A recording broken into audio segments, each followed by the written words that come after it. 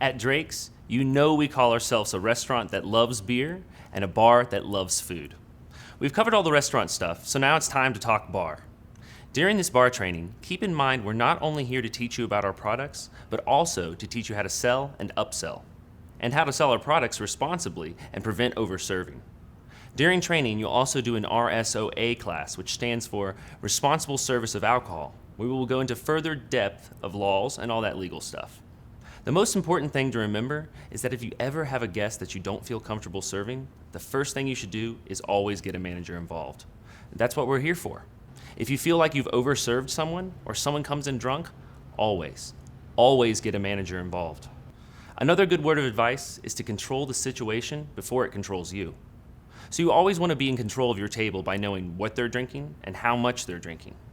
Don't get yourself into a situation where 2 hours later you have to go to your manager and you're like, oh my gosh, I've completely overserved these people and I don't know what to do now. Be in control of the situation before it controls you. First and foremost, alcohol is a depressant.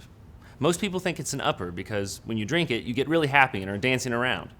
But it is a depressant. The legal blood alcohol content level to drive is less than 0.08. So if a guest leaves and their blood alcohol content is higher than that, they are considered legally drunk and unable to drive. The only thing that can sober a person up is time. No coffee, no water, not a bunch of mini cheeseburgers. When someone is drinking, it's important to know how alcohol works in your body.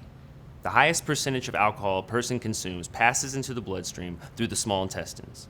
Your liver can only process 1 drink per hour, and 1 drink is equal to 1.5 ounces of liquor, 6 ounces of wine, or 12 ounces of beer. When people have multiple drinks, the alcohol starts to back up in their bloodstream, and that is what causes someone to become drunk. Let's talk about proof versus percentage.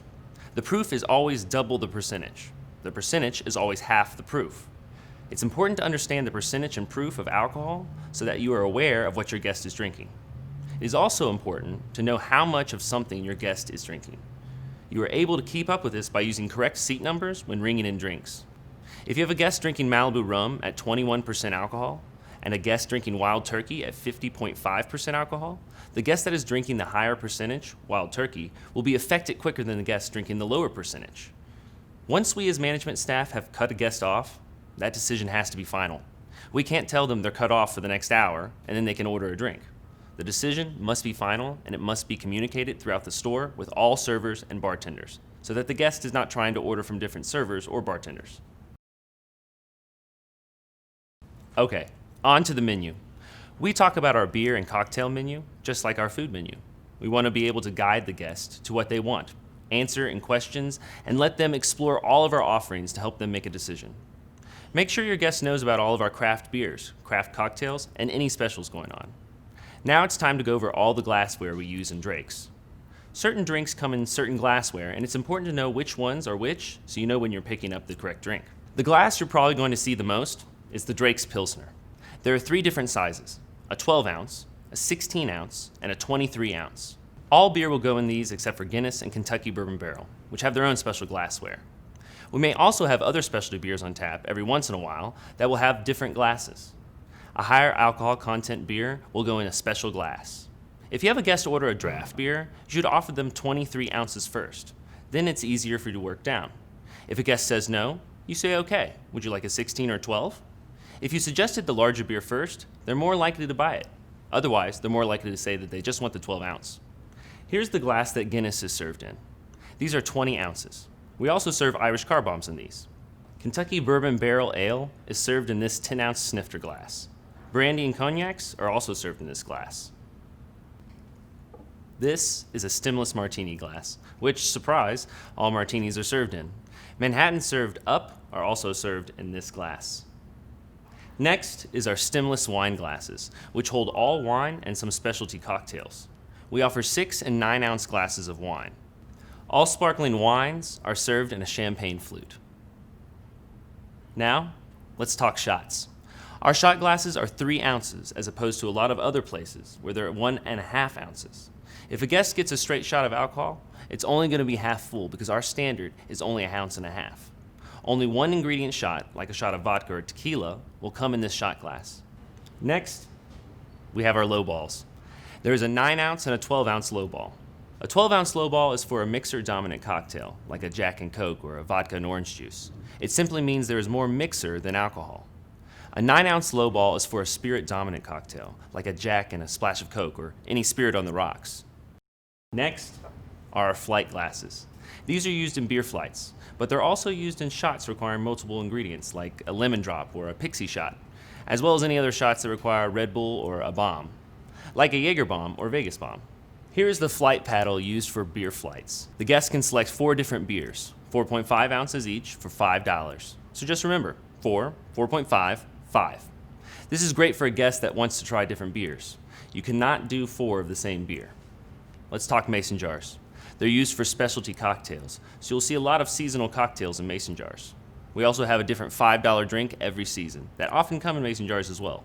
The next glass you will hear referred to as a couple different things, like a Hurricane or Poco Grande, and it is used for a lot of different specialty cocktails. This is a Foot-It coffee mug that any coffee drinks mixed with alcohol are served in. The Glencairn glass is for bourbon or whiskey served neat. These are also used for bourbon flights with the bourbon flight board. You get 3 different bourbons, 3/4 of an ounce each. There are $12 flights that include the select bourbons and $14 flights that include the premium bourbons.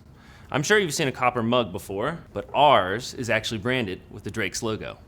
We serve a lot of specialty cocktails in these, and all mules. Here's something you may not have seen before, beer towers. If you have a group of people that are all drinking the same beer, this is a great opportunity to upsell. You get the beer tower and stand and set it on the table, and the guest fills up their beers as needed. It's actually easier on you, so you're not running back and forth to get beer, and it's fun for the guest. We offer 60-ounce, 90-ounce, and 120-ounce beer towers. Guests will often ask, a 60 ounce is equal to 5 12-ounce beers, 90 ounces is equal to 7.5 12-ounce beers, and 120 ounces is equal to 10 12-ounce beers.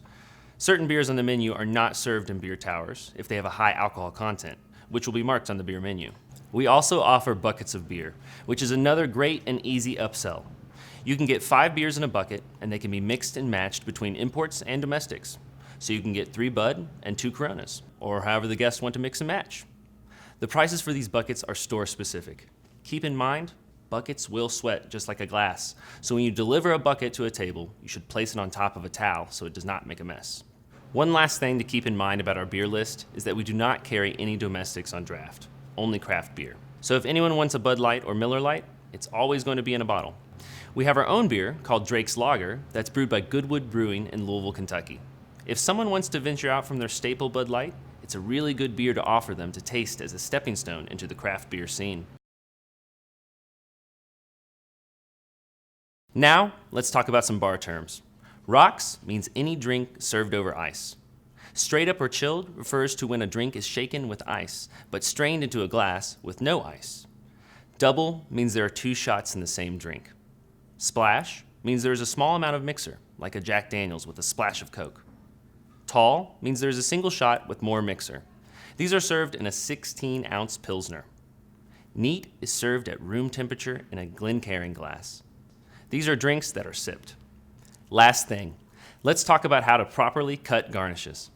To cut lime wedges, cut the whole lime in half the long way. Cut a shallow slit in the middle of each lime. Cut each wedge in half again for cocktails. Cut each quarter in half again for beer limes. To cut lime and lemon wheels, cut off the ends of the lime to create circle-shaped limes. Starting in the center, cut a slit on one side. To cut cucumbers, peel the cucumber leaving strips of the peel attached. Cut in approximately 1/4 inch slices. To cut oranges, cut the ends of the orange. Rest it on its side and cut down the middle. Cut a slit down the middle of the sliced orange, then cut it in half moon slices. Alrighty, your time with me has come to an end. Your manager will finish class by going over wines, craft beer list, spirits, daily specials, and craft cocktails. Cheers.